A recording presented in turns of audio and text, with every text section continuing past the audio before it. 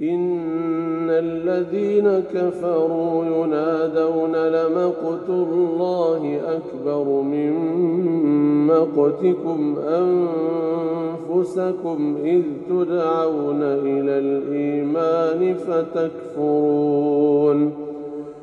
قالوا ربنا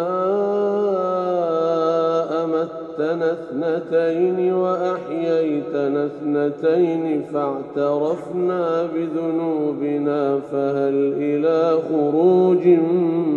من سبيل ذلكم بأنه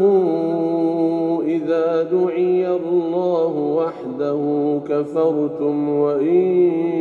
يشرك به تؤمنوا فالحكم لله العلي الكبير هو الذي يريكم آياته وينزل لكم من السماء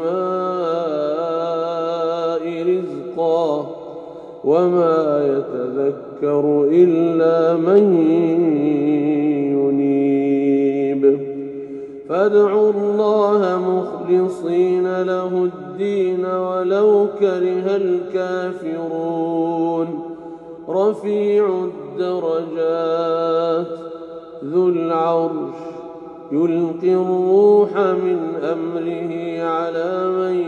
يشاء من عباده لينذر يوم التلاق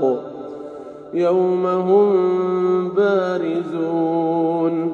لا يخفى على الله منهم شيء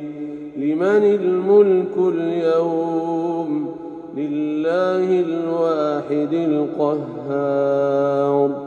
اليوم تجزى كل نفس بما كسبت لا ظلم اليوم